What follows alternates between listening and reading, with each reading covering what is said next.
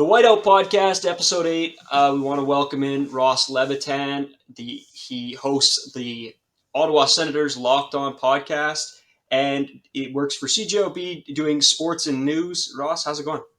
I'm doing well, man. Thanks. It's a long time coming. We've been chatting about it basically since the start of the year. So happy to be here. And despite the performance that I got to see at Canada Life Center last night.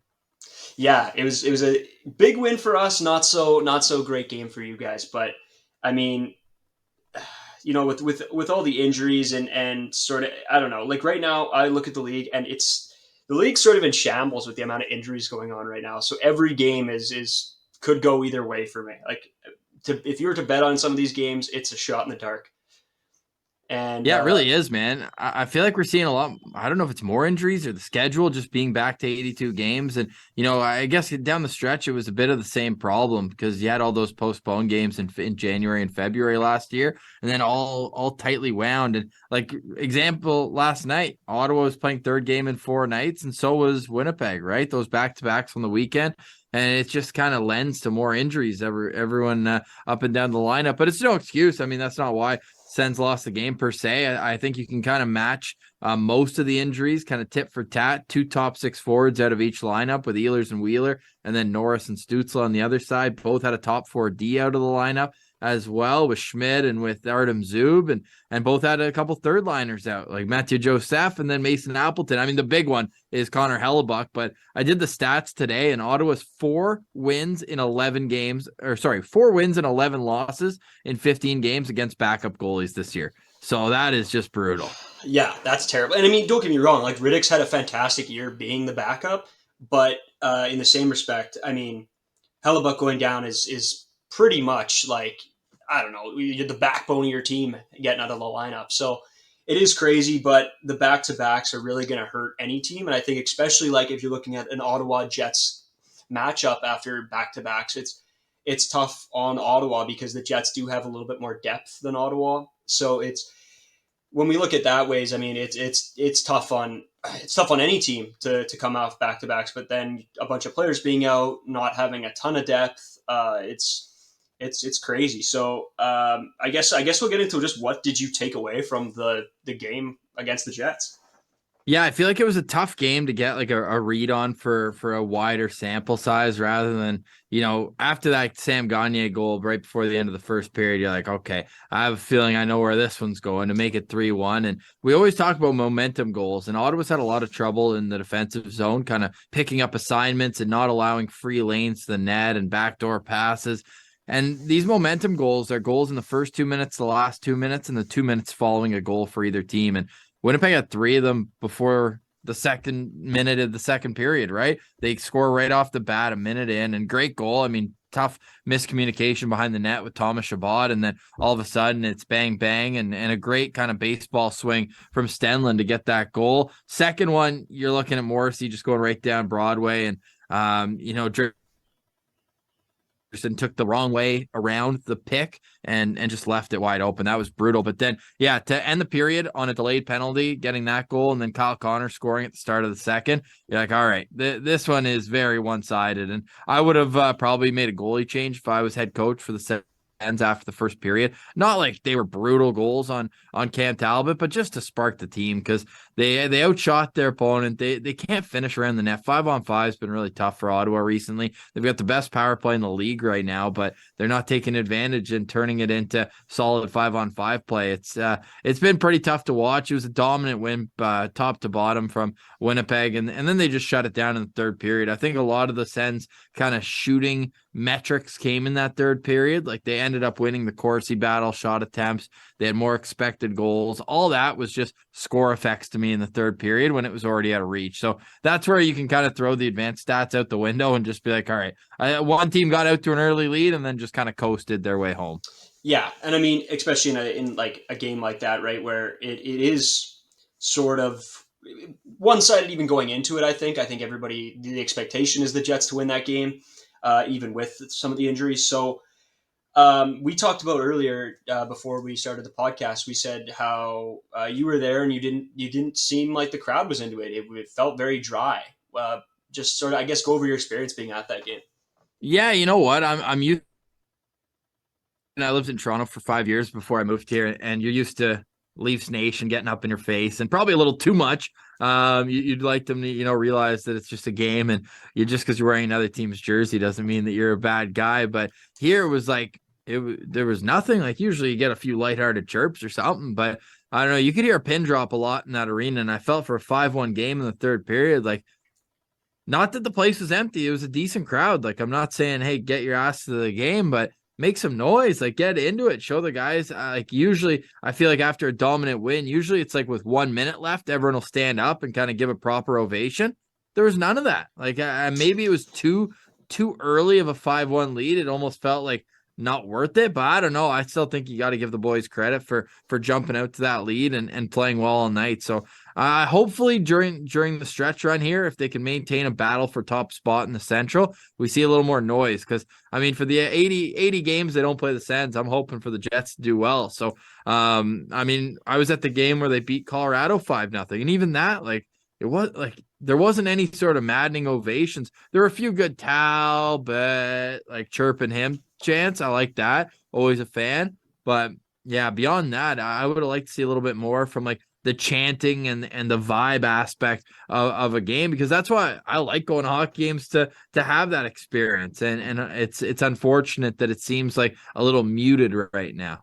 Yeah, so we went to the one of the preseason games here, and it was electric. Like I was shocked because I worked the one game before, and it seemed pretty dead. And then we went to the second one, and it was electric in there. Like we were pumped. Everybody, like the whole crowd was going nuts.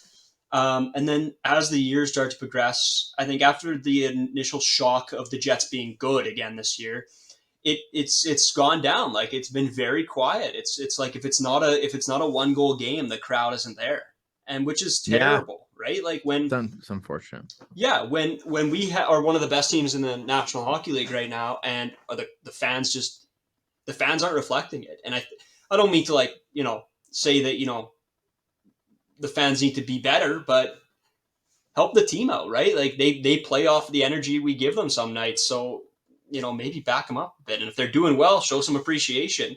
You know, we show our disapproval when they start doing bad about not buying tickets, and then when they're doing good, you can hear a pin drop in the arena. So It's a fun team too. Like I think people can't take it for granted what you're seeing with Kyle Connor. Like this guy's a goal scoring machine. He should be worth the price of admission every night. I'm sure we'll discuss Josh Morrissey as well. Like he just tied his career high in points. It's 30 games into the season. That's unbelievable. The resurgence after he had a couple not so amazing years. I don't think he was awful, but he certainly wasn't playing like a number one defenseman on a team.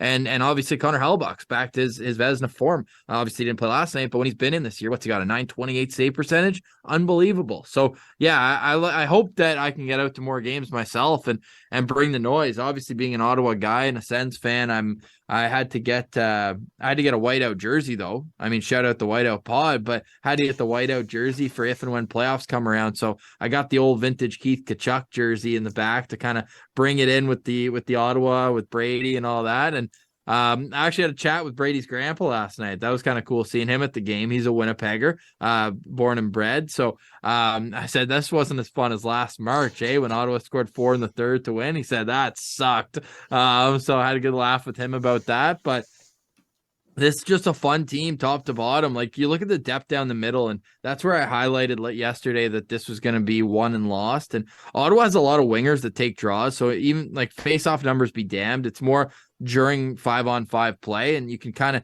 take it to Ottawa. Like their centerman, I don't think Jets fans would have even recognized a single name. Like maybe Shane Pinto, he played his college hockey down at North Dakota, good player. But beyond that, it was Derek Brassard, Mark Kaslick, and Rourke Chartier. Like these guys aren't like, I mean, Brassard was a good NHLer, but at this point in his career, those guys should not be manning the middle of the ice. Maybe one of them on a fourth line, but all three in the same game. It just seemed to me it was kind of a real lack of depth, and it showed throughout the first couple periods. Like Dubois with 3 assists, he kind of had his way offensively a little bit and creating space in the offensive zone. So man, it's a good team though, it really is. And I think that as they get healthy, and great to see Nikolai Ehlers traveling with the team, Menelainen traveling with the team, and once they get those guys back, man, they should be able to be set for takeoff as the season progresses. Yeah, it's the more and more sort of we look at this team, and then the more games we see, it's crazy to think that we've done so well with all of these injuries. Like Nikolai Ehlers, missing him should have been a huge blow to this team. You know, just the speed, the entry, the vision that he brings. It's you know, at the beginning of the year we were thinking, oh man, Nick Ehlers, oh, this isn't going to be good, right? This might be a brutal start again. And yet this team's doing fantastic. And um, with him coming back, I mean, that I don't know. Like, I don't know how much better this team can be, but he's obviously going to make this team somewhat better. Yeah, where would you like to see him start? Oh, I want to see him with Kyle Connor. Those two together, just it's just unreal, right? Like that's why they call him the zone entry king, right? He gets in there, he gets the puck in deep, and he'll set up Kyle Connor like nobody else. So that's what I'd love to see. I mean, uh, it's hard. Me and Noah talked about this. Yeah, by the way, Noah's not on this episode, but he'll be back next. We talk about we always have the discussion of who's the best player right now on the Winnipeg Jets, and a lot of the time our answer is Connor Hellebuck.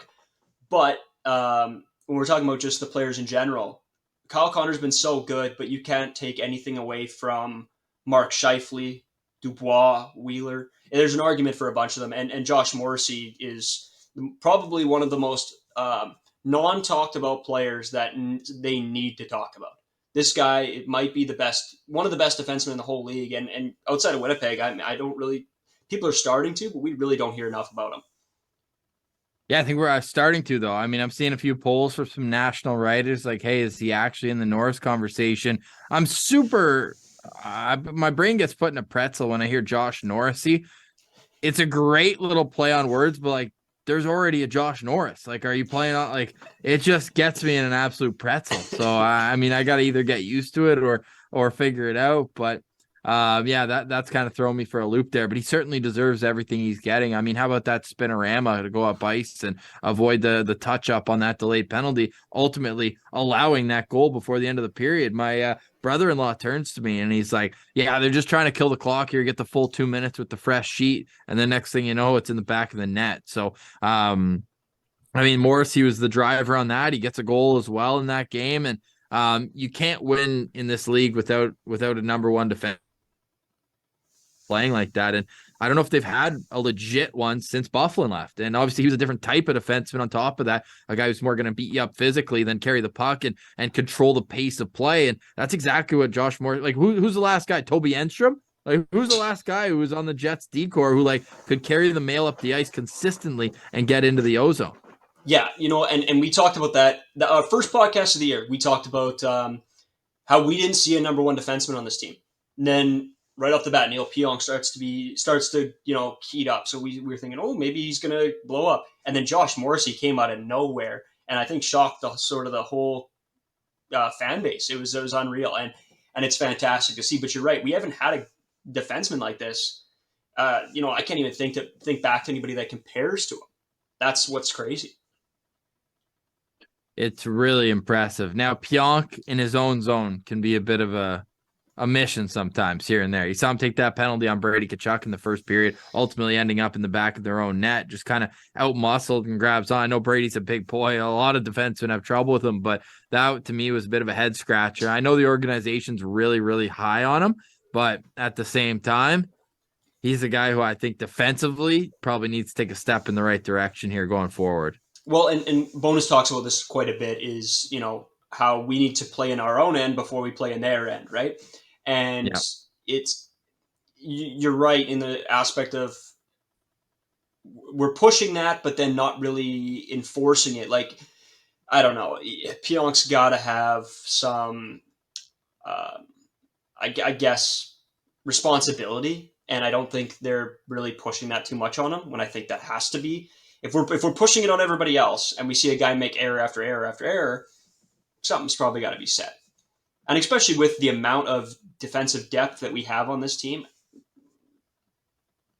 regarding except right now, I guess, with all the injuries, um, but we do have a lot of depth, and I don't think taking Pionk out, maybe taking him out for a couple games or doing something like that, maybe gets the fire up under him, and he can start playing better defensively, I don't think it would be the worst idea. And I do want to, since we do have you, I do want to go back to the game against the Kraken, because it was, they came off a back to back, and obviously, like, it looked like we still, like, I personally, I was watching the game, and I thought we played a really good game despite the fact that we lost. But I think we outplayed the Kraken, or showed signs of outplaying them. It's just I don't think we had the legs under us. Is that sort of what you got from that game as well?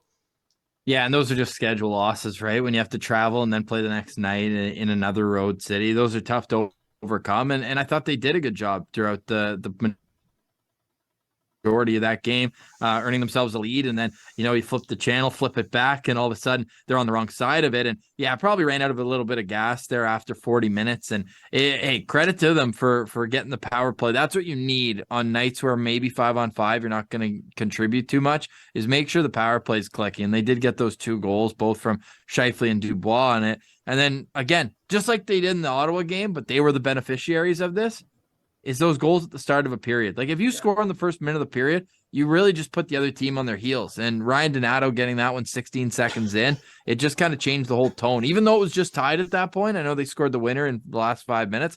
It just sets the tone of the whole period and the rest of the game ultimately. And I mean, you probably want to get more than 2 shots in the third period if you're going to win a game. Yeah, and that's exactly. I mean, I at the start, I went at the start of the period, I went to grab a coffee because I have about 7 minutes to go be able to grab a coffee or do whatever, go to the washroom before I got to be back in the booth. And I come back, and then there was a goal scored, and I'm like, I was gone for 30 seconds, like, Yeah. and then that's exactly right. Right, that's what kills you is those goals at the start. It sets the whole tone, and that game was frustrating to watch because you see we showed signs of being the Jets team. It's just there was no fire. There was no, like, everybody's legs. You could just tell it wasn't there. Nobody was moving like how you wanted them to. I don't want to make this like a super, super drawn out thing, but my buddy Evan Erickson, big Ottawa Senators fan, listens to your podcast all the time. So he sent me a couple questions. I said, hey, any questions for him? I'll make sure to ask. So he didn't hold back here, so I'll just start going on him. Let's go. So he wants to know how you feel about the future of the Sens tendies and what needs to happen. Well, Evan, he probably knows that we're a hashtag goalie friendly show, so we always like to shine a light on them. And I had boots on the ground this weekend in the CLC to go see the Belleville Sens, and I love him as a person, but Matt Sogard didn't really impress me that much with his play on ice. Got pulled in the first game and was better in the second, but he still has a lot of consistency issues I think he needs to work on going forward. Still young, 22, but I don't see him as a guy who's going to step in next year. And we know that Cam Talbot's on the last year of his deal. He's 35 years old. And despite how I didn't think he looked very confident against Winnipeg, for the most part this season, he has been a good goalie. Now, we know Anton Forsberg's going to be there in the mix, probably as a 1B. He's signed for the next 2 years after this one at 2.75. And let's not forget, they also have a $1.8 million of Matt Murray's contract still on the books for next season as well. So that'll be interesting to navigate. But with new ownership, you got to hope that the dead money doesn't really stop them from spending to the cap, hopefully. Whereas I think you're probably in a situation where you want to look at the external market. I'm just trying to see, like, who are the UFA goalies this offseason. I mean, the easy answer, I want to give a better one, but the easy answer is they probably just bring back Talbot on another 1-year contract. That's probably my guess at what's going to happen. Ottawa's never been a free agent market that's going to attract a lot of guys. So I'm trying to think and give you a better answer. Like, the best goalies here, looking at free agents going into this offseason, Tristan Jarry, no thanks.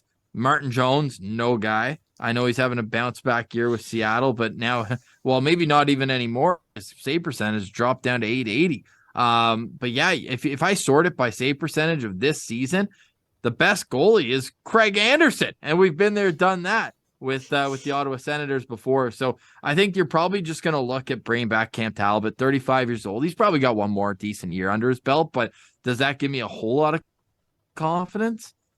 No, not really. So that's a great question, and one that maybe I don't even have the answer to, because we're gonna have to see how this season plays out. They need an established guy though, and that's why Talbot could be him, Yeah.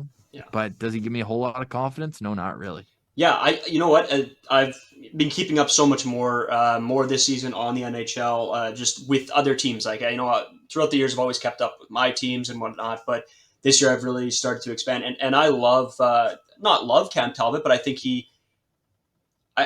he's played a pretty solid season, and I don't really have a whole too many complaints about him. Looking at that team, I don't Yeah, think a lot of these losses are on him.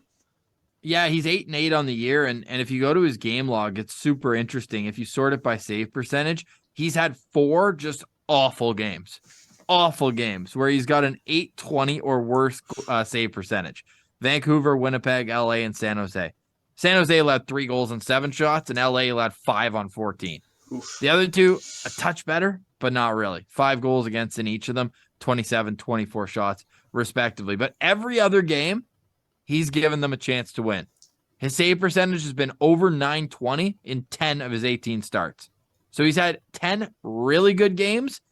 I would say 4 good games and 4 awful games. So you probably want to cut that awful number a little bit. Yeah, Probably, I'd say 1 every 10 games is pretty fair for any NHL goalie. It's going to happen. There's no question, but probably happening a little bit more than he'd like. But he is playing really well. Like he's definitely like stolen a few games for them down the stretch. You think of their win in Philly where he made 37 saves, only allowed the 1 goal there, and yeah, he's been good. But I worry about he'll be 36 at the start of next season, right? Like how confident are you in that? Like the Sens moved on from Craig Anderson. They could have just saved themselves all this trouble and just kept him. I mean, he's still kicking him out old school. I've always been obviously a big Craig Anderson guy, but if they thought they needed to make the change, bring in a little experience in Matt Murray, obviously that didn't work out. He just wasn't available for long enough stretches. He'd get hurt every 20 games.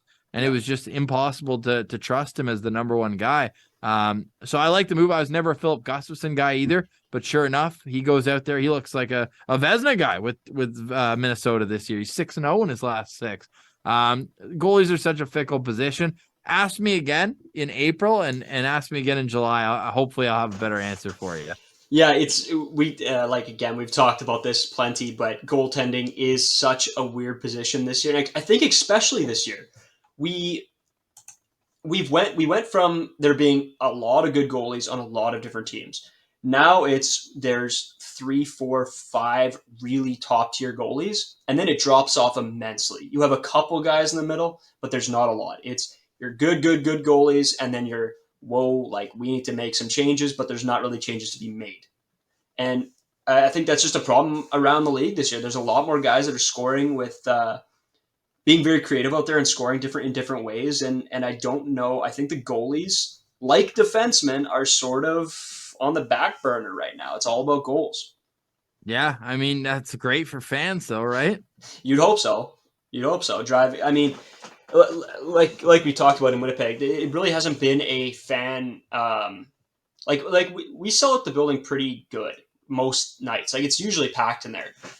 So really, that hasn't been a problem. It's just more so the energy, and I don't know if that is how it is all around the league, or if that's just a Winnipeg thing. But at least we're getting people in the seats.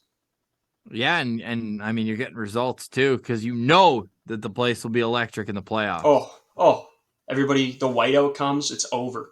It's over. That place is electric. I told the story to Jim, and we went for the playoff run, the first one, and everybody's like I think it was like our high school basketball team we went or something, and it was electric. I think that was the year we broke like the sound record or something in that game, and it was Hell yeah, unreal. that's awesome. Um, so I got his second one here. He says when Josh Nor I was going to say Josh See, Moore. you're That's you're messing crazy. yourself up now. I told you. Look what you did. This is like now I'm just going to be saying that all the time. When Josh Norris comes back, do you split up Kachuk, Stutzel, and the Giroux line? Yeah, I mean, I'm definitely taking Broussard off that line. I'll tell you that for free.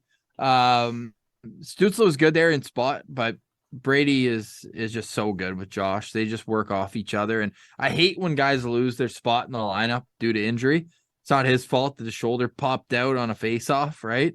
So I put him right back there. And I love Giroux up there on that line, though. I'm keeping that. I know they kind of flip-flop last year. The line was really Drake Batherson up with Norris and Kachuk, but Giroux is such a stud. Like having him in the team just gives such a different element. And I love that he signed for 3 years, right? He could have come and been like, hey, give me a 1 year. I'll see if I like it. No, but he committed.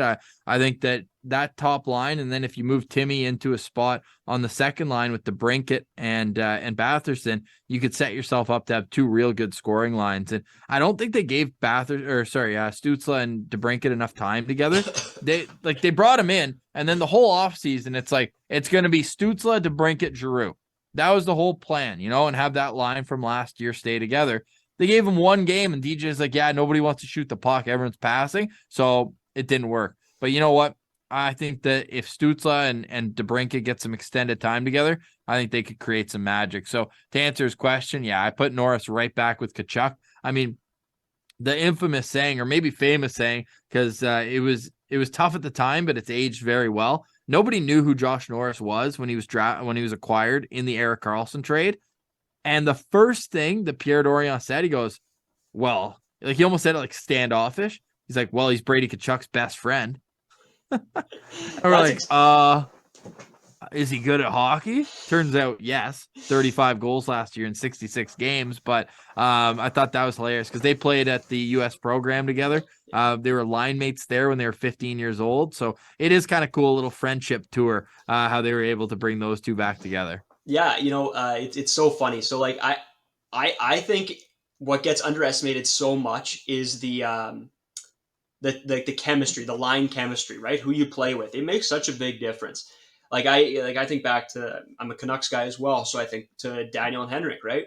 One of them goes out, it seems like the other's lost out there. But then when they're together, it's magic. So I think that's a big thing to look at, and I think it definitely makes a difference. I did have one for you. This is, sorry, not off his list, but I got to see Pinto play in the preseason, and he looked really good to me. But then the more and more I started to see him, he didn't really shine for me. Where does he sit with you guys? I'm not huge into the Ottawa, culture, but like where does he sit with the fans and everything right now? Yeah, I mean, he's been thrown into a pretty tough spot, right? Without Norris and Stützle. Like they thought, hey, perfect third line, get him in there. How often is it, by the way, that a 22-year-old is top 10 in the league in faceoffs? Like that's pretty crazy. He's snapping back 57% of his faceoffs right now at 22 years old, playing as a top 6 guy, going up against, your Matthews or Tavares one night. And it's super impressive what he's doing in the dot. There was actually a game in college, shout out North Dakota if anybody's watching, but where he went 23 for 23 in the circle. Like he's always been just a face-off legend. He's got a booming shot on the power play.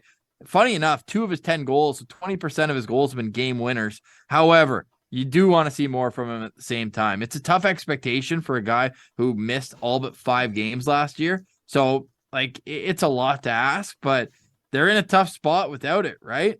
So you look at it in a vacuum, it's probably a little less than you'd like. I mean, he was -3 last night in Winnipeg, but 10 goals as well. Like, that's pretty decent for a 22-year-old and a guy who's just starting to make his mark. Like he's played, his next game will be his 50th NHL game, and he's already got 23 points. Like I'm still pretty high on him as a player. I think that defensively he's going to be not a Selke guy, but a guy who you can rely on in all situations. We had Pat Micheletti on our show. He's a former University of Michigan Gopher analyst now, and he gave him the perfect compliment. And again, this was in college hockey, but he said Shane Pinto is the kind of guy you want out there in the last 2 minutes of a game, whether you're up a goal, down a goal, or tied.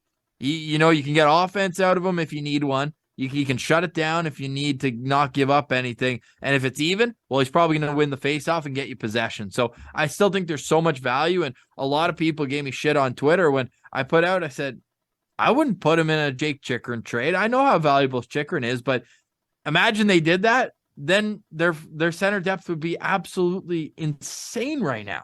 Like, I don't even know who the next guy on the depth chart is down the middle.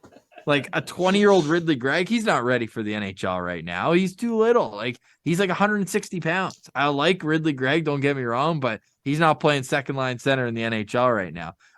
So I think it's a bit, I don't even want to say a sophomore slump. I think it's him just like being forced into a situation that it would be wild to expect him to be ready for after missing 6 months right without being able to train, but he'll be all right, man. He's got a plus shot and plus defensive output, so I think he'll be fine.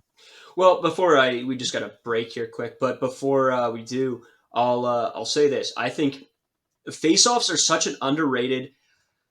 I've had this conversation with Jim and Cam already. They've been on, and I'm big on faceoffs being a big component of the NHL right now. And I know a lot of people are saying that like, oh, it's a stat that doesn't really matter.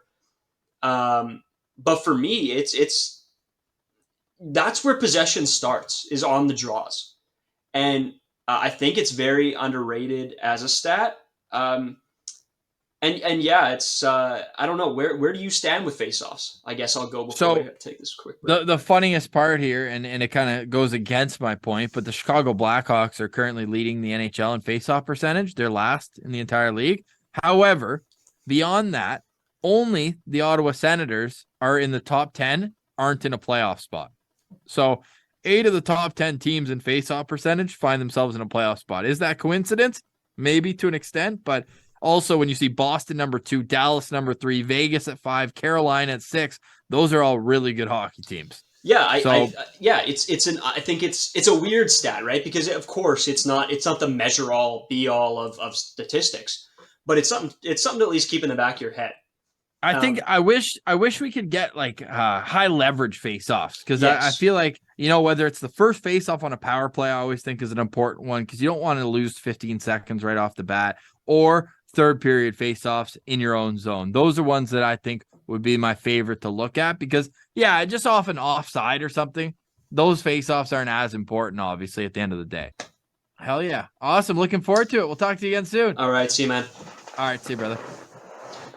All right, everybody. Thank you for watching. Another episode is out. We want to wish you guys a Merry Christmas, because by the time that this one comes out, we probably won't release another one.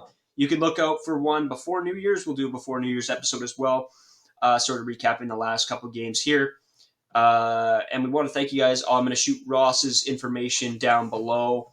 And yeah, we just want to thank you guys for keeping watching. We are going to, into the new year, try to just keep getting more content out for you guys. I know it's sort of been hit and miss. I was sick like the past 3 weeks, so I've been just wrecked. But we'll try to keep going. Keep pushing forwards. Go Jets, go. Let's make a playoff run. Thanks everybody for watching. Talk to you later. Stay classy, Winnipeg. Got that one for Noah.